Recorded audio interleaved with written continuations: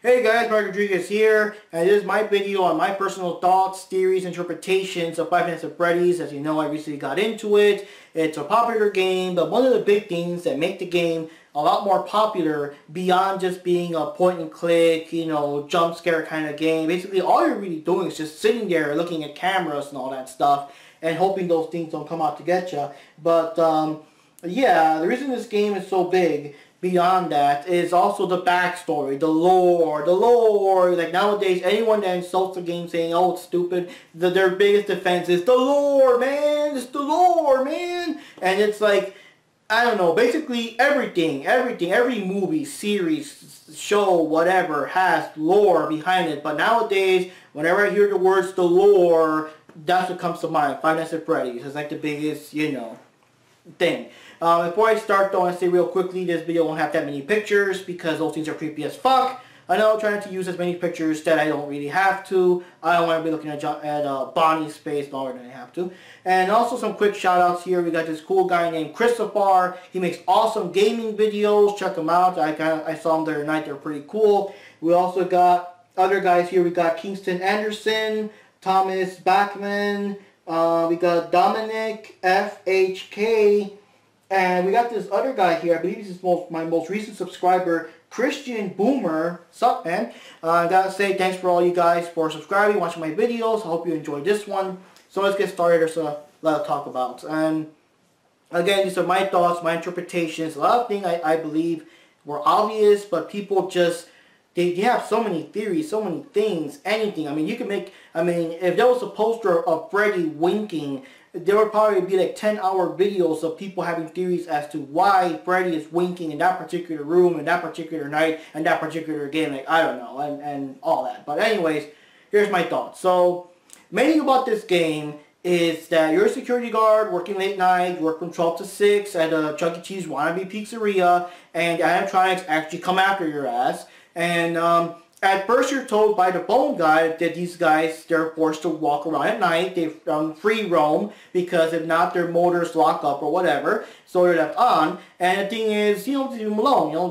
Leave you alone. If they happen to see you, they'll think you're an endoskeleton without the suit on. So they're going to grab you and they fucking put you in the suit that still has all the sharp devices and stuff in it. And you basically get killed in the process, But of course, as you play the game, you notice that these guys aren't just walking around randomly. No, they're coming right after you. They're coming after you directly. They're staring at the camera. They're trying to creep you out. It's like some shit's going on. These are not just malfunctioning robots, So, well, the first game didn't have too many things. It did have little newspaper clippings and things here and there that kind of give some clues here. Mysterious 5 murdered children, bodies never found. We do see that the robots sound kind of human in aspect. So yeah, these robots are actually haunted by these kids that were killed and stuffed into the suits, and they're basically out to get you, kind of like the revenge thing that lots of spirits do with another media, movies or whatever. Usually when they're killed in some weird way,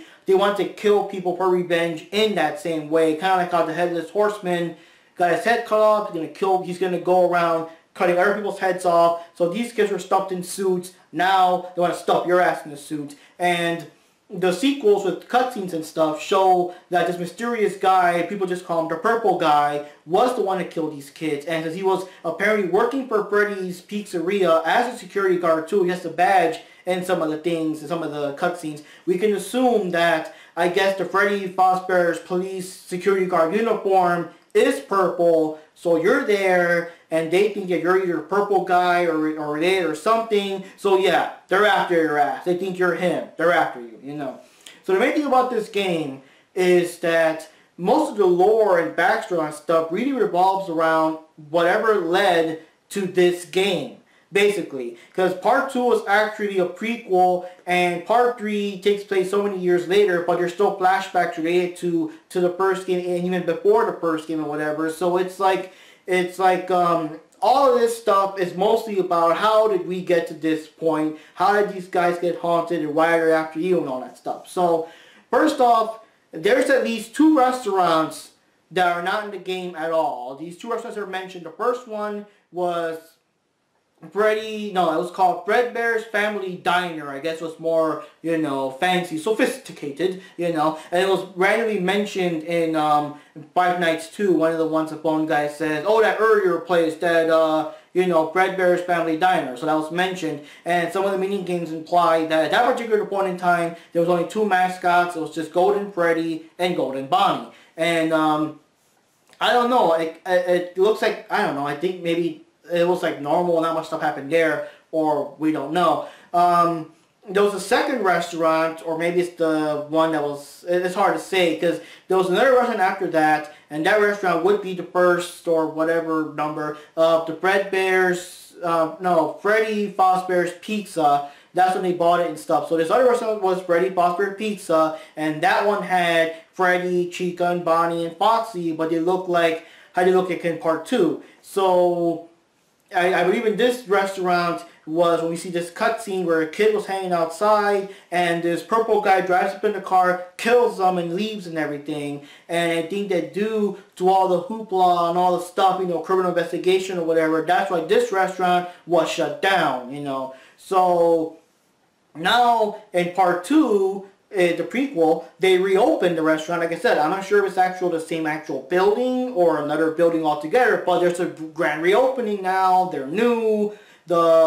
They tried to fix the old animatronics and give them like facial recognition software back in the 80s somehow, and they're linked to a criminal database to protect the kids. But since the robots look so ugly or they weren't compatible, they just gave up and just left them there for spare parts. That's why they're all busted. That's why Bonnie's missing a face and all that stuff. And that's why they decided to change their mind, go a different route, and make the more cutesy wootsy, you know, the toy Bonnie, toy Chica, toy Freddy, making the toy models instead and everything. So I believe around this point in time, the puppet, the kid that was killed, the first kid that was killed outside the restaurant, possesses the puppet somehow, and the puppet I believe uses his supernatural powers to send the robots after you. And I think that at this point the robots were still just mindless machines or just being controlled by magic to come after you. But they're still more robot than anything else. So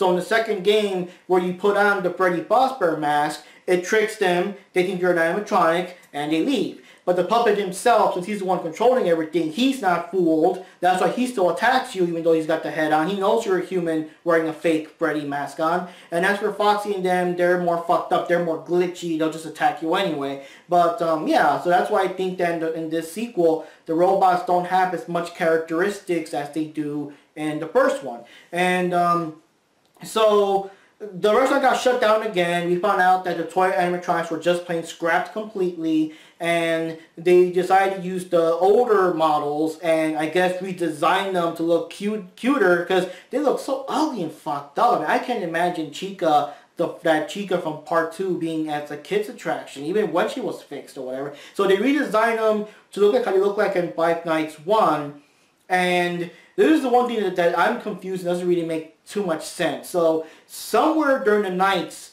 of part 2, the purple guy now, you know, he steals one of the golden suits and lures kids in the back and kills them and stuff and stuffs them in the suits and everything. But this is the part that confuses me. It's just, if these robots were stuffed with suits, I mean, did that happen before or after the redesign? I mean, did they have the kids' bodies in there when they took the robots to the new location?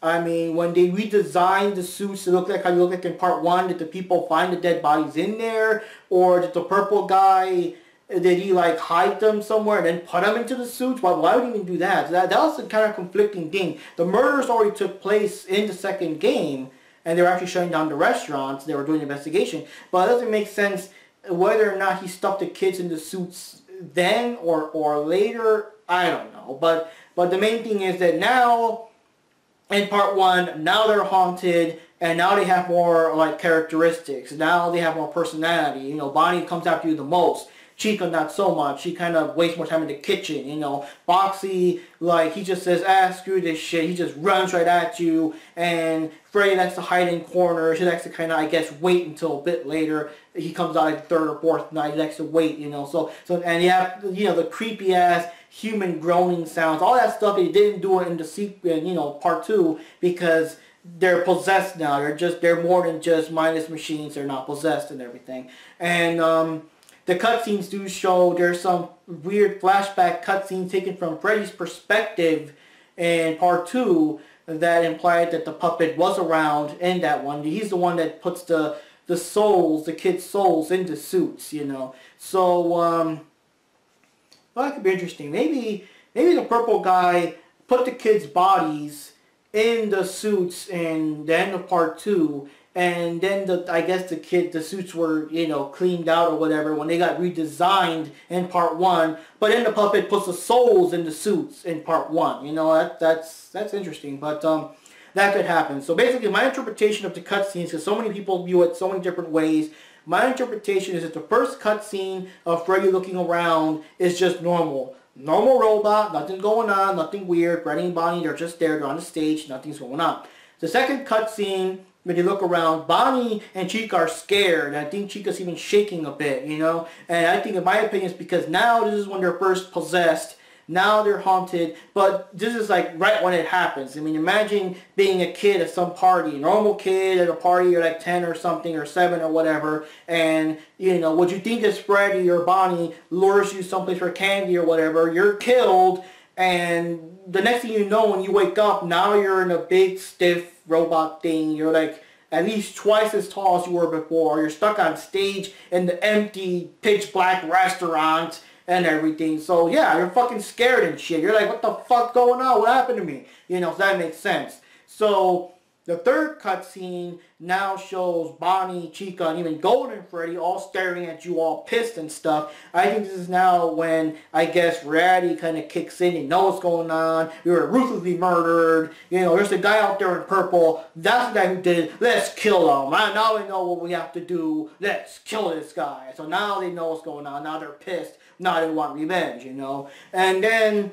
the final cutscene is, of course, where you're looking around and the puppet is like right in your face. Like no matter where you look, he's like following you. And that's mostly because now it's your turn. Now, like Freddy's still a robot. Now I have a soul for you. So now you'll be the one also possessed. So that's my interpretation of those cutscenes anyway.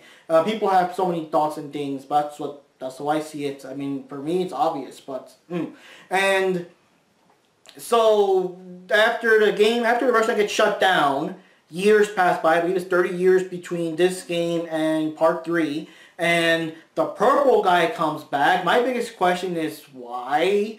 I mean, I think the theory is that since the place is shut down and it might get demolished, or eventually they might rebuild it again or something, and whenever they check out the robot, they might still find the kid's remains, which again, I'm confused as to whether the remains were shoved into the suits before or after the redesigns or whatever, or people did they just blindly redesign them without checking the suits inside. Like, I'm going to put Bonnie's face on.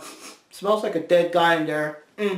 Just hook it up or something. I don't know, but he comes back to finish the job, to eliminate all evidence, so there's nothing pointing towards him, you know. But what he didn't know they were haunted or whatever. So when he killed them, when he destroys the robots, the ghosts now come out and they come after him. And this is the thing. He hides into the safe room. One of these safe rooms are described. I'll explain that later. And in desperation, he hides into the golden Bonnie suit, which are these suits where you can actually, I guess, push apart the metal things and wear it like a costume for the kids. But if you so much as fucking breathe wrong, the damn things stab you and kill you. So purple guy gets in the suit. He accidentally gets stabbed and killed. He becomes string trapped. The rest of the stuff, that all gets explained. And when you actually play part 3, there's not much mystery there. So, and then the kids, of course, they're set free. The game actually ends with the kids being set free, and the suits are now empty. Empty, normal suits. No spirits are no longer haunted. Whatever.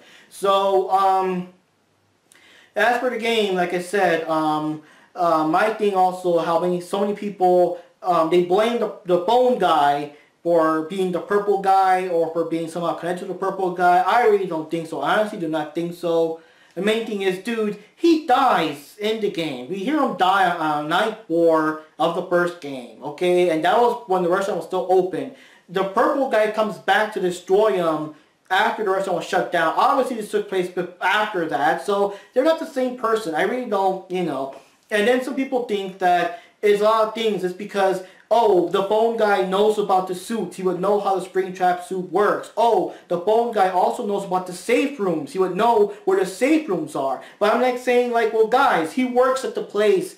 He's like a supervisor or some kind of like higher rank that he trains new employees. He's supposed to know. It's not suspicious that he knows, you know. It's like there's a murderer at Burger King and you're a suspect because, oh, he knows how to work the fryer. He must have done it, you know. It's like he would know, you know. That's how I take it. The purple guy was an employee or posing as an employee or whatever. And my opinion is, and it's kind of sick, is that the phone guy trained them without knowing he was an assassin, you know, the murderer. You know, the phone guy train people. There's like tapes on that showed how he was training people, how the Springtrap suits work, where the safe rooms are, and all that stuff. But you know, you're training employees. One of the employees turned out to be a corrupted, you know, child murdering asshole. So it is kind of creepy thinking that the phone guy, without knowing, trains who would become the purple guy. You know, but yeah. So I don't think he's guilty of anything. Anything he knows or he knows too much is because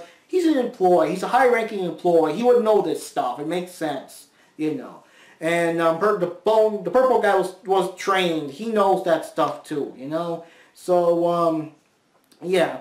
And another thing I want to say. Let me see here. Well, more questions, things that come up here. The one that bothers me is, when you first play Five Nights 2, the reason people think it's a sequel is because grand opening, whatever, reopening, I mean, but also because the guy mentions that yeah, I know you heard rumors that the suits come after you and stuff you into suits and you kill you, ignore that, and it's like, the fuck?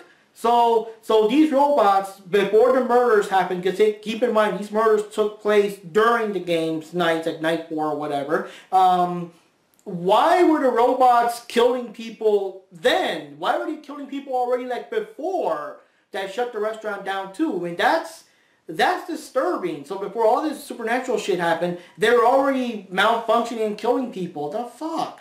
You know?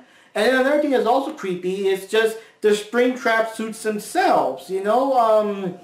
Since like the original Fredbear's Diner, those things were risky. Those things were stabbing you. They even tell you that if by chance those things stab you and stuff when you're, you know, working, please go to the safe room or something so you could, you know, bleed out over there so you don't bother the people and you don't like ruin their experience or whatever. It's like, the fuck is that shit? So even if there was no purple guy at all and no child murders, people were still dying and stuff there anyways. That restaurant was always fucked up. It was always doomed to be fucked up, you know? And another question is, with the whole Bite of 87, we don't know. I honestly don't know until the 4th game comes out. There's lots of theories, but you have to remember that things change. When the first game came out, everyone assumed it was Foxy because he has actual sharp teeth. I'm going to bring that up too. And he was actually shut down. The Pirate Cove thing was shut down, so you assumed, oh, he bit someone, so that's why they shut him down. But no, Part 2 brings in Mangle, also has sharp teeth, and her death thing, she actually swings from up above, and it looks like she'll bite you right where your frontal lobe would be. So we think it's her. But now, with these creepy ass things in Part 4, the big question is, was it me? Was it me? It was me. Like, so we're raising more doubts. So we still don't know for a fact who did the Bite 87, because it could have been any of these newer nightmare demonic animatronics, or it could even be a brand new one that's just created for Part 4. We don't really know until Part 4 comes out. But after that point, why the fuck would you make an animatronic with real sharp teeth? I mean, even if the thing was just a normal robot, a kid could cut his finger or even accidentally bite the finger off or something. What the fuck is wrong with you people? That's another thing too. Why make a robot with actual sharp teeth? That's just, oh god. And then the technology is also so weird in the game. Like, back in the 80s, these robots already had facial recognition technology. The robots they can walk, they can run, they have enough articulation, they can actually climb and fucking vents. And why are the vents big enough for those robots to fit through them. What the fucking hell? Because yeah, have you ever been to a real restaurant back in the day? Animatronics are usually like stuck on the floor on poles. First of all, most of them don't even have legs. They're just like the top part with the pole stuck there. But these guys are free to walk around, and they used to walk around in the daytime, but you know, before the bite of '87. And that's another weird thing. That's like year 3000 stuff. Imagine in the daytime, you know, these guys are normal. It's like you're in a restaurant, you're eating your pizza with your kids, and Toy Chica comes up. More pizza, sir? Very good, sir. I mean, that's like year 2000. That's like 21st century technology. I mean, going to a restaurant with these robot maids coming and serving you stuff and singing songs and whatever, and, you know, they probably walk up to a kid and they're like, hey, to make them smile, or you know, maybe Chica's passing out the little cupcakes. It's like, wow, that's super advanced shit, and that's like back in the 80s. I mean, just insane.